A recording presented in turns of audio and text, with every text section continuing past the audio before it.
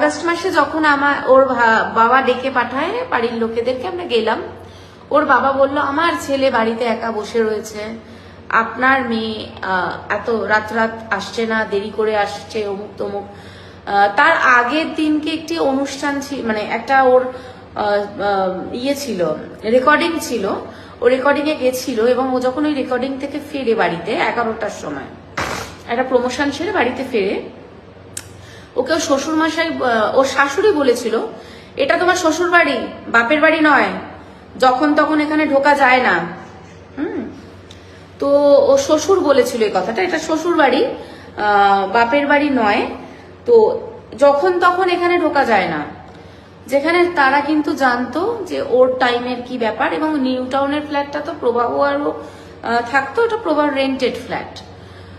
তো পরের দিনকে শ্বশুর ডেকে পাঠান আমাদেরকে, যখন তখন আসছে, ওদের অসুবিধা হচ্ছে। তো আমরা যাই, তখন ও শ্বশুর মশাই বলে শুধু শোয়ার জন্য এই বাড়িতে আসার দরকার নেই, ওর যখন কাজ আছে ওই বাড়িতে গিয়ে থাক। আমি তখন ওনাকে বলেছিলাম আপনি তো শ্বশুর মশাই, আপনারও তো বিয়ে হয়েছিল, তো আপনি এটা কি কথা বলছেন যে শুধু শোয়ার জন্য, এটা কি ধরনের কথা? আমার কাছে ফুটে যাচ্ছে।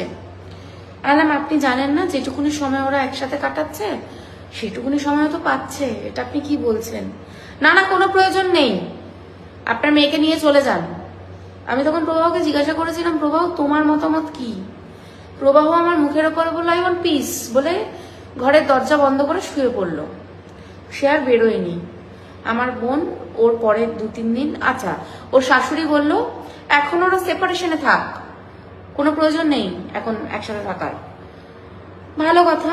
আমার বোনকে আমরা নিয়ে আসলাম বাড়িতে, ওর পরের 2-3 দিন শুট ছিল, শো ছিল, কাজবাজ ছিল।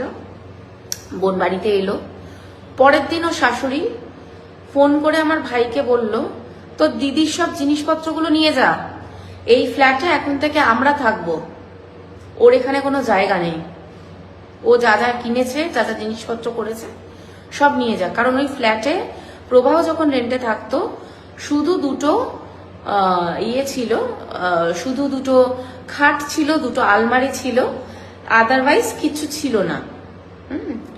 তো আমার বোন সমস্ত কোণা, মানে প্রত্যেকটা কোণা থেকে কোণা সাজিয়েছে, সে সংসার করবে বলে ওখানে তার নিজের মনের মতন করে সাজিয়েছে। হ্যাঁ, তো প্রত্যেকটা কোণা এসে একটা, মানে সে আরবান ক্লাবকে দেখে ফ্ল্যাট পরিষ্কার করা হোক, একটা ব্যালকনিতে গাছ লাগানো হোক, ফ্রেম লাগানো হোক, বাড়ির পর্দা হোক, টাইম টু টাইম সবকিছু আমার বোন করেছে। প্রবাহ একটা পয়সাও দেয়নি, আমার বোন চাইও নি। আপনারা বলছেন পাইলট বলে বিয়ে করেছে, আপনারা বলছেন টাকা দেখে বিয়ে করেছে।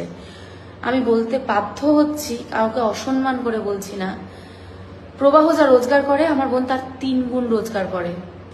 প্রবাহ চলে আমার বোনের পয়সায়, প্রবাহ খায় আমার বোনের পয়সায়।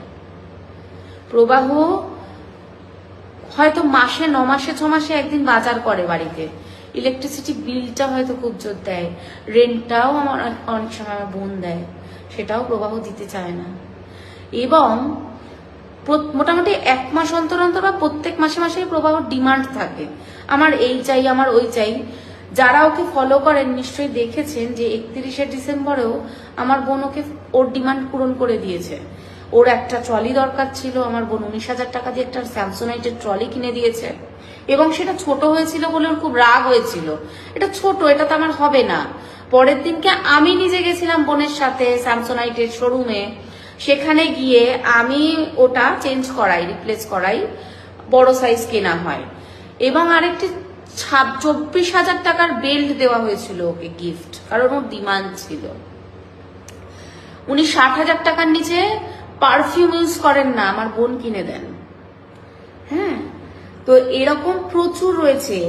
আচ্ছা, প্রবাহর সাথে সেদিনকে যে ঘটনা ঘটেছিল আমি এটাও আপনাদের সামনে আনতে চাই। আমার বোন কাকুতি মিনতি করছিল, আমি তোমাকে মিস করছি, 1 জানুয়ারি তুমি আমার সাথে ছিলে না, আমি তোমাকে খুব মিস করছি, হ্যাঁ, কিন্তু প্লিজ তুমি ইয়ে করো। তো সেইখানে আমি তোমাকে মিস করছি, তো সেখানে প্রবাহ তো আসে না, উল্টে ঝগড়া করে এবং ওর শেষ কথা ছিল, আমার বোন যখন বললো একটু তো লজ্জা করো, তার শেষ কথা ছিল যে কি করবে এখন, মদ খাবে, মরার ভান করবে, সুইসাইড করবে, ভয় দেখাবে, করো গিয়ে। সবকিছু শেখানো কারোর।